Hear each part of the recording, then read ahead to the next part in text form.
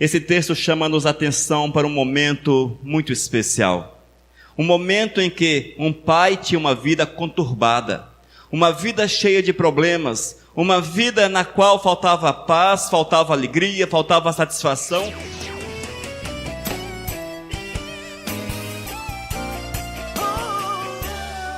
Vamos abrir nossas Bíblias em Marcos capítulo 9, a partir do versículo 14 até o 27. Vamos ouvir aquilo que o Senhor tem para nós. Vamos ouvir o ensinamento de Cristo que é tão profundo, que é tão maravilhoso. Nos diz a palavra: quando eles se aproximaram dos discípulos, viram numerosa multidão ao redor e que os escribas discutiam com eles. E logo toda a multidão, ao ver Jesus, tomada de surpresa, correu para ele e o saudava. Então ele interpelou os escribas: que é que discutieis com eles? E um dentre a multidão respondeu: Mestre, trouxe-te o meu filho, possesso de um espírito imundo. E este, onde quer que o apanha, lança-o por terra, e ele espuma, ri-lhe os dentes e vai definhando. Roguei aos teus discípulos que o expelisse, e eles não puderam. Então Jesus lhes disse: Ó geração incrédula, até quando estarei convosco? Até quando vos sofrerei? Trazei-mo. E trouxeram-lhe. Quando ele viu a Jesus, o Espírito imediatamente o agitou com violência, e caindo ele por terra, revolvia-se espumando. Perguntou Jesus ao pai do menino: há quanto tempo isto lhe sucede? Desde a infância, respondeu. E muitas vezes o tenho lançado no fogo e na água para o matar. Mas, se tu podes alguma coisa, tem compaixão de nós e ajuda-nos. Ao que lhe respondeu Jesus: se podes, tudo é possível ao que crê. E imediatamente o pai do menino exclamou com lágrimas: eu creio, ajuda-me na minha falta de fé. Vendo Jesus que a multidão concorria, repreendeu o espírito imundo, dizendo-lhe: espírito mudo e surdo, eu te ordeno, sai deste jovem e nunca mais torne a ele. E ele, clamando, agitando-o muito, saiu, deixando-o como se estivesse morto, ao ponto de muitos dizerem: morreu. Mas Jesus, tomando-o pela mão, o ergueu e ele se levantou. Amém, amados? A cura de um menino.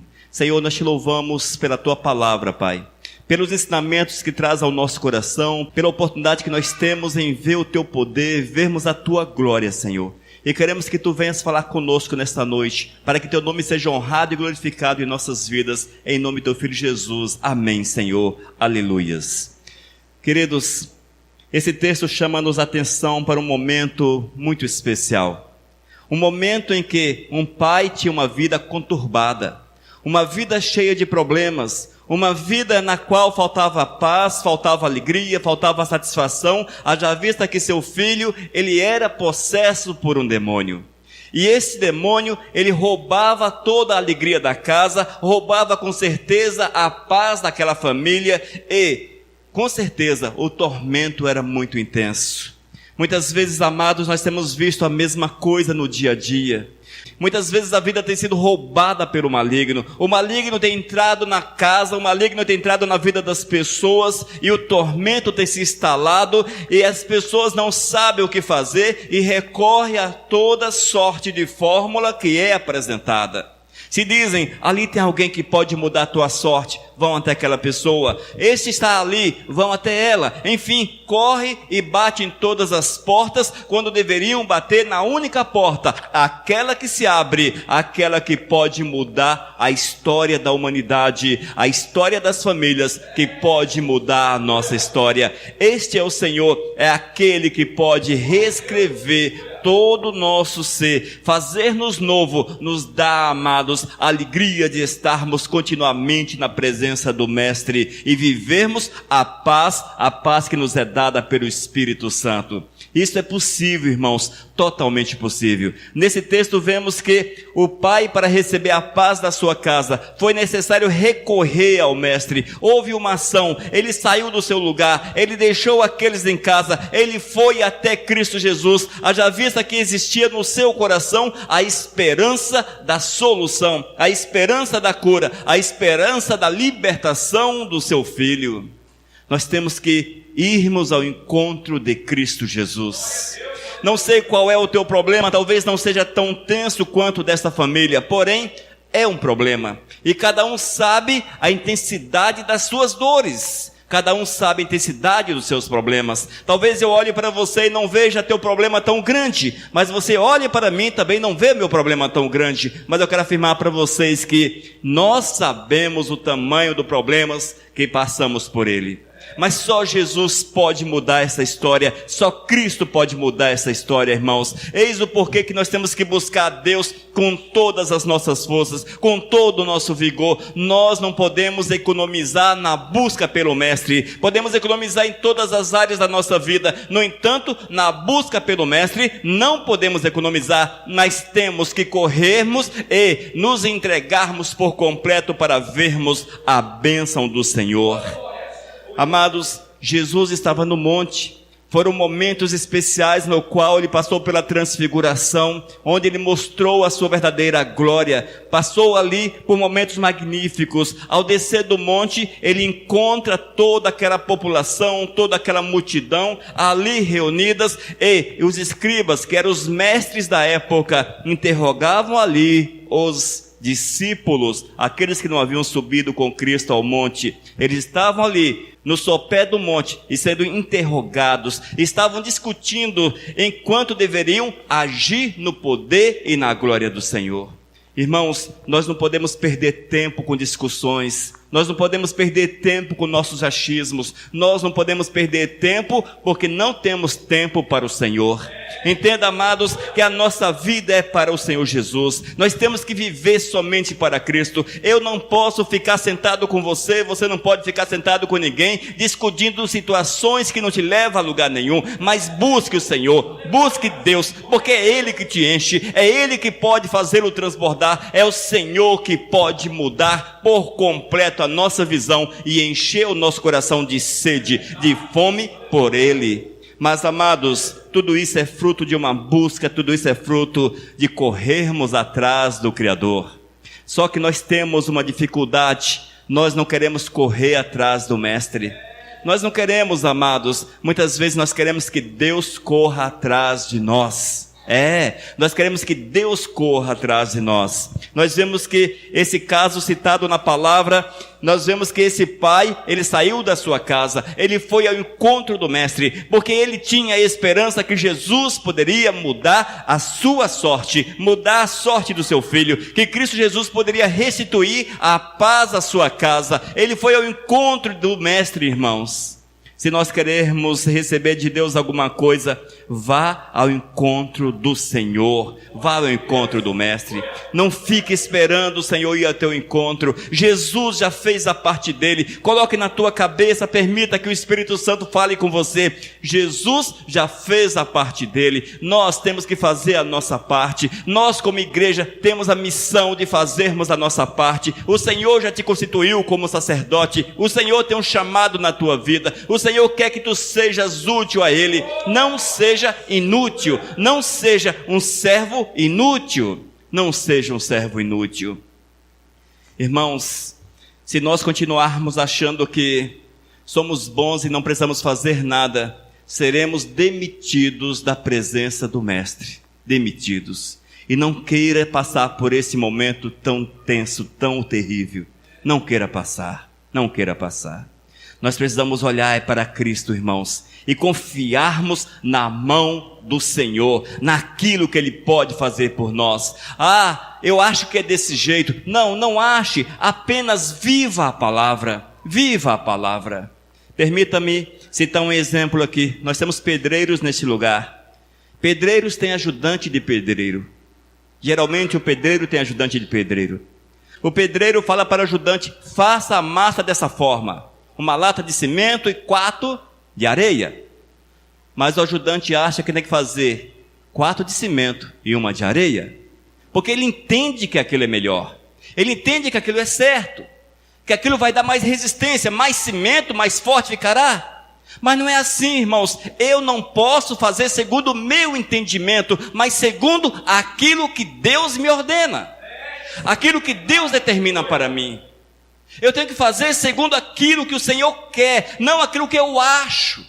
Não aquilo que eu acho. E certamente esse ajudante de pedreiro será demitido. Ele será demitido.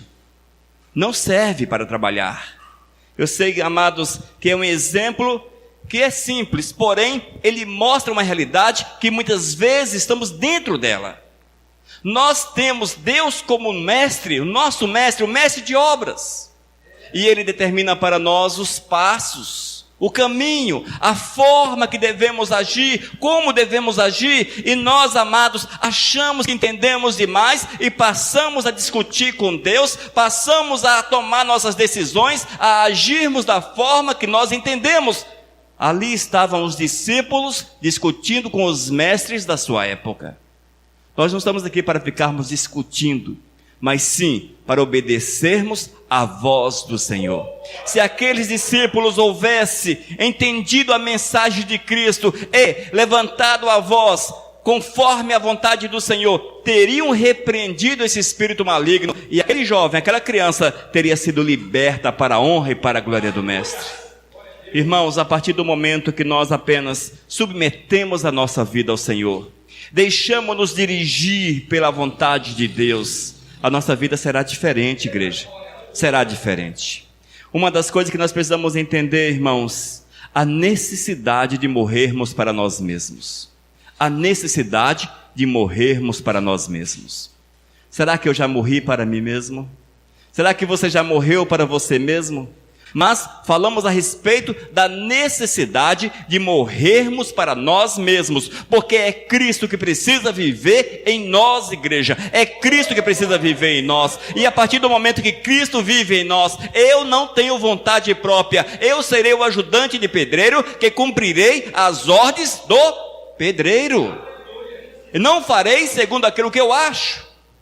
Infelizmente nós estamos discutindo com o Senhor, tal qual os discípulos discutiam com o mestre das religiões da sua época.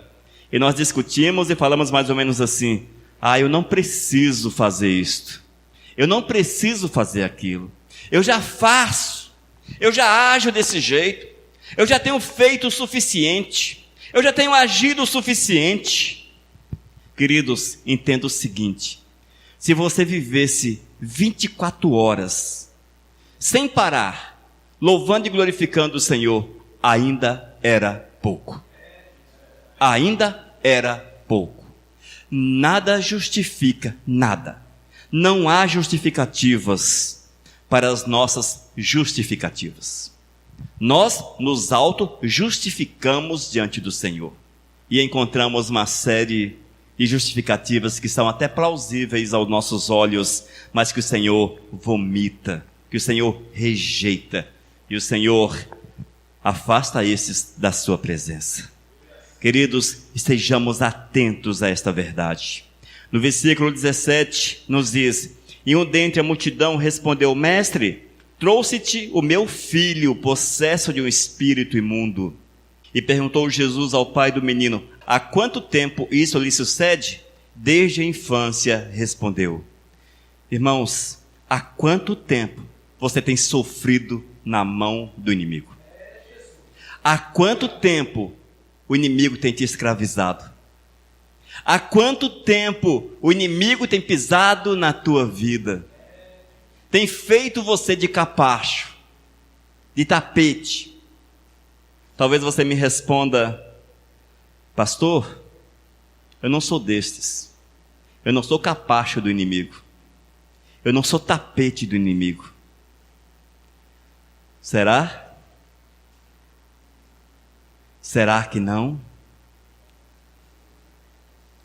Nós precisamos entender, irmãos, se não houver uma busca tal qual deste pai pela presença do mestre, e esta busca é aquela que faz o camarada sair do seu lugar e ir ao encontro do mestre. Se não houver esta busca, irmãos, nada mudará na tua vida, nada mudará. Esse pai poderia ter ficado na sua casa e falado: Deus cura meu filho, Deus cura minha filha, Deus muda a minha sorte, Deus muda a minha família, Deus restaura meu casamento, Deus restaura, Deus abre portas de emprego para mim, Deus faz isso, Deus faz aquilo. Ele poderia ter ficado na sua casa, mas foi necessário sair, foi necessário ir ao encontro do Senhor, foi necessário falar para o Todo-Poderoso: Todo-Poderoso Deus, aqui está a minha causa, aqui está a minha necessidade, aqui está o meu problema, age em meu favor, faz alguma coisa por mim. Mestre, tenha misericórdia da minha vida, tenha compaixão da minha vida. Oh, mestre, faz alguma coisa. Irmãos, esta é a força que Deus quer que nós tenhamos. Uma força motriz que nos faz sair do lugar. Porque parece que nós estamos alicerçados. Estamos com nossos pés presos. E nós não temos coragem de fazer muita coisa porque nós estamos cansados, estamos indispostos, estamos com problemas dentro da nossa casa. Estamos sem recursos financeiros, falta dinheiro. Estamos com muito dinheiro. Porque uma coisa é não ter dinheiro e o cara não sai de casa porque não tem dinheiro, porque está preocupado com a vida. Outra coisa é o Senhor abrir a porta para o camarada, ele ter dinheiro, ele ter as coisas, e ele não sai de casa porque o dinheiro não o deixa sair de casa. Porque aquilo que ele tem o prende, o alicerça dentro da sua casa, e não busca mais o Senhor, não busca mais a presença de Deus. E quando a casa cai, quando as coisas somem diante dele, aí começa aquela lenga-lenga. Ah, Deus, por que isso? Ah, Deus, por que aquilo? É porque não honrou, é porque não buscou, é porque não pagou o preço, é porque não foi fiel, é porque não olhou para o Mestre, é porque não amou Deus, é porque não colocou o Senhor em primeiro lugar, é porque não tinha no seu coração prazer em Deus, era apenas mais um interesseiro, mais um interesseiro. Diz a palavra, irmãos, que ali estava uma multidão muito grande, porém diz o texto que apenas um recebeu o seu milagre. Havia uma multidão muito grande. Tinha apenas esse pai com seu filho problemático, lunático? Não, ali tinha aleijados, tinha pessoas com mais sérias dificuldades, tinha pessoas com todo tipo de problemas, e estavam ali porque tinham interesse em receber de Deus alguma coisa, receber do Mestre alguma coisa. Mas por que não receberam? Porque Deus sonda o coração. Irmãos, muitas vezes nós somos assim, espécie de urubus na carniça. Nesse caso, é na carniça mesmo. O exemplo saiu na cabeça aqui, eu pensei, poxa, urubu na carniça? Mas é na carniça mesmo. Um monte de urubus interessado em alguma coisa na qual Deus não está. Deus não está. Porque aqueles que amam o Senhor não agem como urubus interessados, mas fazem porque ama o Senhor, porque tem prazer em Deus, porque o seu coração vibra com a presença do Mestre, porque o seu coração tem alegria no Senhor, porque quer viver Deus com todas as suas forças, acima de todas as coisas. É Deus em primeiro lugar. Esse pai colocou o Mestre em primeiro lugar. E ele até foi aos discípulos, porém estes estavam ali como os discípulos de hoje, vazios do Senhor. Tanto é que não subiram o monte para ver a transfiguração. Estavam vazios e não tiveram poder. Mas o Mestre apareceu e ele recebeu a graça que tanto necessitava para a sua vida. Será que nós temos ido ao encontro de Cristo, igreja? Será que nós temos ido ao encontro de Cristo? Temos. Mas por que parece que não tem sido assim? Se nós perguntarmos a nós mesmos, eu com minha vida tenho servido a Cristo? Tenho feito o suficiente para o Senhor? Não me venha com aquela desculpa que é dada pelo capeta. Ah, o Senhor sabe que eu sou carne, que eu sou ser humano, que eu não consigo isso, que eu não consigo aquilo. Ah, o Senhor sabe isso, o Senhor sabe aquilo, o Senhor sabe que você é relaxado, o Senhor sabe que você não quer nada com Ele, o Senhor sabe que você não quer a bênção, o Senhor sabe que você não vai entrar na porta estreita, que é Cristo Jesus. E isso Ele sabe também. Irmãos, Ele sonda o nosso coração, e isso é assustador. Sondar o nosso coração é como você olhar para essa vitrine ali atrás, aliás, para essa vidraça. É como se você olhasse para essa vidraça ali atrás, e se ela estivesse manchada, você veria a mancha antes de enxergar lá fora. Assim é o pecado na vida do homem aos olhos do Senhor. A primeira coisa que Deus vê no nosso coração, se houver pecado, é o pecado.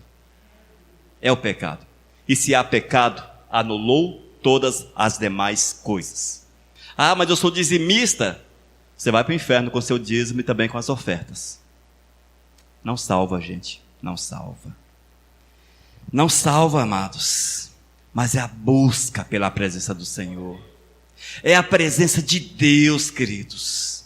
É o doar-se para o Senhor, é o entregar-se para o Senhor, é o viver para Deus, é o ser cheio do Espírito Santo, é o ser cheio do Espírito Santo de Deus, que faz que a porta se abra diante de você, que Deus te abençoe, que Deus te faça prosperar, que as coisas aconteçam de uma forma positiva na tua existência. É Deus que age. Na vida deste homem, foi Deus que agiu, foi Deus que agiu. Ele fez apenas ir ao encontro do Mestre, ele recorreu ao Mestre, ele correu para a presença do Senhor. Você tem corrido para o Mestre, você tem recorrido ao Senhor nos teus momentos de dificuldades, e ou nos teus momentos de bonanças, tens recorrido ao Senhor?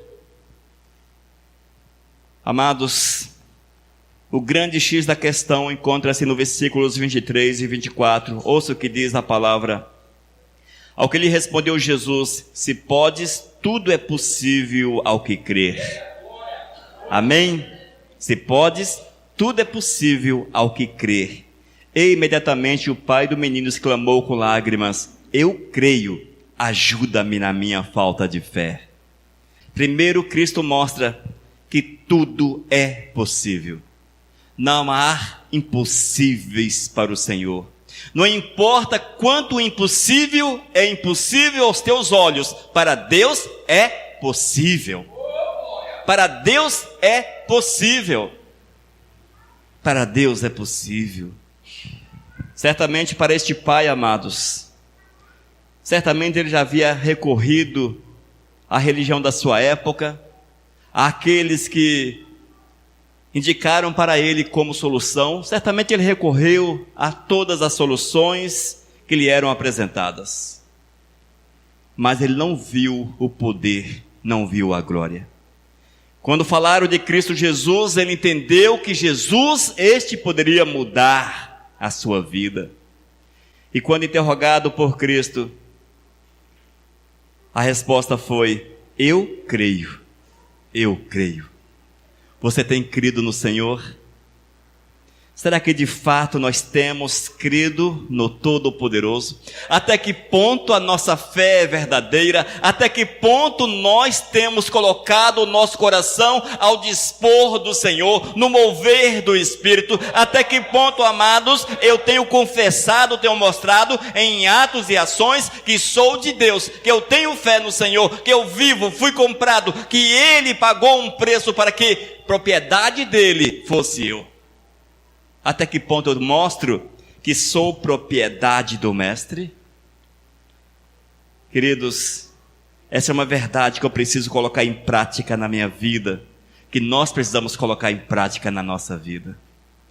Irmãos, uma coisa é certa: se nós não vivermos a nossa fé real em Cristo Jesus, não vamos adentrar os céus, não teremos a herança dos céus, não teremos a herança de Deus, não seremos agraciados pelo cuidado do Senhor. Não, amados, é preciso uma mudança completa, uma mudança real, uma mudança verdadeira, uma mudança, amados, que faz-me ver e enxergar este mundo segundo a ótica, segundo a visão do Espírito, e que permita que as pessoas olhem para mim e enxerguem a presença do Espírito Santo. E isso acontece, amados, quando eu vivo segundo Cristo Jesus. Segundo Cristo Jesus.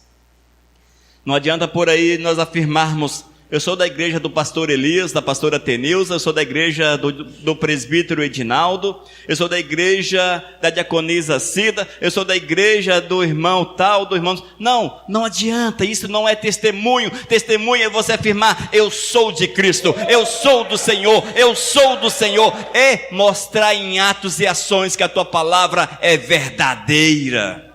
É verdadeira. E esse testemunhar, irmãos, inicia-se no lugar que nós muitas vezes não damos valor, que é dentro da nossa própria casa. Dentro da nossa própria casa. 4 paredes, mulher e filhos, e ali dentro da sua casa, você tem que ser uma testemunha viva de Cristo. Porque ela te conhece, ele te conhece. É dentro da sua casa que inicia a nossa vida de testemunho. E eu quero afirmar, amados, não adianta eu ter uma vida bonitinha lá fora se dentro de casa eu não tenho uma vida bonita. Não adianta eu ensinar para vocês a palavra, eu ministrar a palavra aqui para vocês, se dentro da minha casa a minha esposa olha para mim e fala: ah, pastor hipócrita, olha lá dentro de casa é o capeta encarnado, dentro da igreja é o Espírito Santo encarnado. Não, isso não existe. Eu tenho que encarar para minha esposa e ela olhar para mim e ela ver que eu falo a verdade, que ela veja Cristo em mim. Tem que ser assim, amados. Eu não posso ter vida secreta. Eu não posso ter vida secreta. Nós temos uma tendência muito grande da nossa vida secreta entre 4 paredes. Dentro de casa eu posso ser qualquer coisa, desde que lá fora eu testemunhe de Cristo. O diabo te vê primeiro dentro da sua casa, e é lá que ele vai te arrebentar primeiro, e depois ele te arrebenta lá fora também. Amados, entenda isso. É a fé, irmãos, é a fé que abre portas, é a fé que torna tudo possível, é a fé que torna o impossível possível, é a fé, amados, que te leva para a presença do Senhor, é a fé que faz o milagre acontecer na tua vida, é a fé através da qual, em Cristo, a fé em Cristo, através da qual vem a libertação na tua vida, que Deus muda a tua vida, que Deus te faz nova criatura. É a fé, irmãos, é a fé, queridos, é a fé. Eu não posso perder de vista a fé verdadeira em Cristo Jesus. Em Cristo Jesus. Mas o interessante, que fé é prática da palavra. Todo mundo tem o seu entendimento, a sua compreensão a respeito de fé, mas vamos simplificar. Fé é viver a palavra. Amém? Fé é viver a palavra. Tem que viver a palavra. Se você afirmar para mim: olha, pastor, eu tenho fé em Deus, eu vou apertar sua mão e falar: glórias a Deus, eu vou ficar muito feliz com isso, porque eu só vejo a tua palavra. Mas Deus, Ele vê o teu coração, nunca esqueça disso.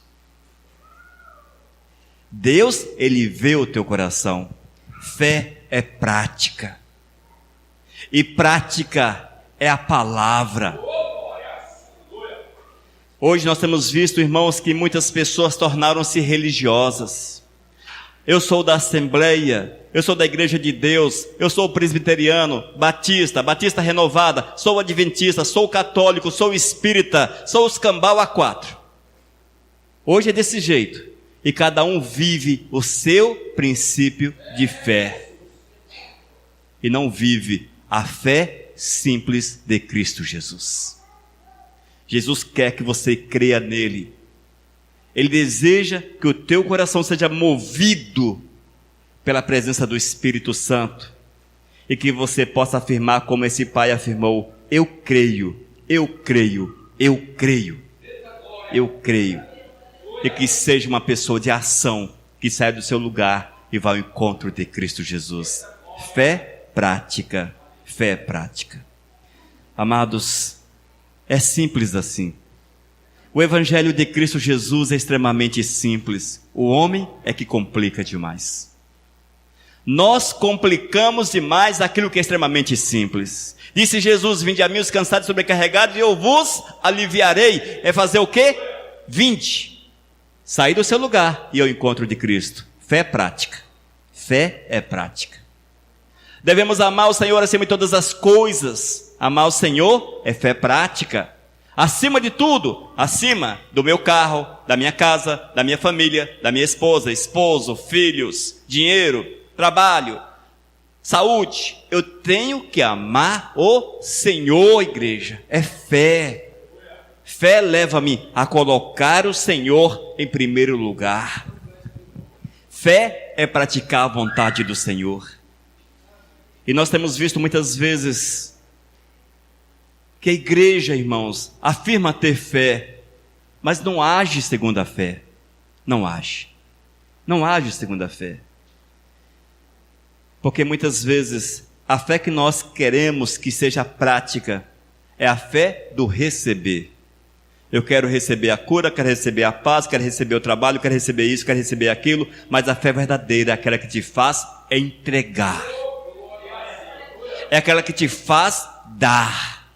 A fé verdadeira, primeiro você dá para o Senhor, primeiro você entrega para o Senhor, primeiro você fala: Deus, aqui está a minha vida, eu vou fazer a tua vontade, aqui está, Senhor, o meu ser, eu quero ide para mim, ide por todo mundo e pregar o Evangelho, eu quero ide, eu quero ser uma luz nesse mundo, onde quer que eu vá, eu quero que as pessoas enxerguem a presença de Deus nos meus atos, nas minhas ações. Após isso aí, irmãos, após, aí Deus vem e move grandemente na nossa vida. Não inverta as situações. Primeiro é Deus, é buscar o Senhor. Se esse homem da história, e ele ficou marcado na história, não tem nome, seu filho também não tem, mas se ele tivesse ficado em casa, se Jesus quiser que ele venha me curar, se Jesus quiser que ele faça alguma coisa por mim, o que teria acontecido, irmãos? Certamente seu filho teria morrido lunático. E ele também. Porém, ele foi ao encontro do Todo-Poderoso. Quando nós lemos essa mesma história em Mateus, nós vemos que é preciso possuirmos uma fé do tamanho de um grão de mostarda. Uma fé real, verdadeira. E com essa fé, que aparentemente é pequena, grandes coisas o Senhor nos permite fazer. Mas ame o Senhor acima de todas as coisas. Ame o Senhor. A cura de um menino, Deus quer nos curar também. Deus quer nos restaurar. Deus quer nos fazer segundo a vontade dEle. Deus quer nos fazer passar pelas dificuldades, igreja. Deus não te chamou para ser um sofredor sobre a face da terra. Deus te chamou para ser um servo sobre a face da terra.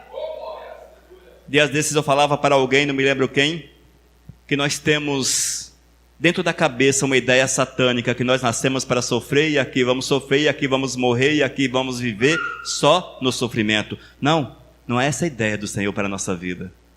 O Senhor te chamou para fazer a vontade dEle, para amá-lo acima de todas as coisas, e diz que Ele satisfará os desejos do nosso coração. Cuidado para nós não entendermos errado e blasfemarmos contra aquele que é o nosso Senhor.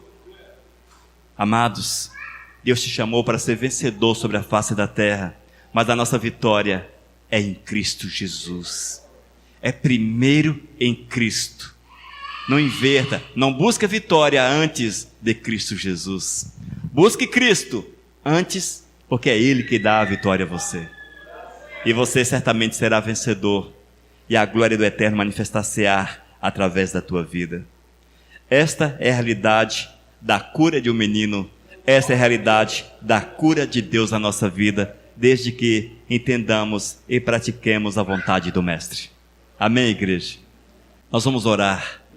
Senhor Deus, eu quero clamar, Pai, que Tu venhas despertar-nos para que nós possamos entender a necessidade de fazermos primeiro a Tua vontade, para recebermos as Tuas bênçãos, meu Deus. Para que assim, Senhor, vivamos segundo uma fé verdadeira, segundo o Teu querer, Senhor, cheios do Teu Espírito, para que nossos passos sejam firmes, sejam seguros, sejam amparados por Ti, meu Deus. E que onde quer que nós venhamos a colocar o nosso pé, que fique assim a marca, aqui passou um servo de Deus. Oh Deus, trabalha a nossa vida, fala conosco continuamente, meu Deus. Edifica-nos, cura-nos, oh Deus, cura-nos. Esse é o nosso clamor em nome do Teu Filho Jesus. Amém, Senhor. Aleluias. Vivos, o nosso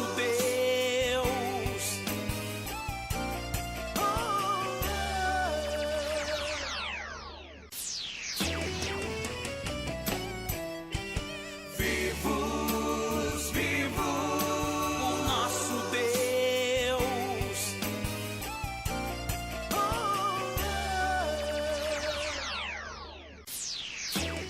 Mensagem número 791.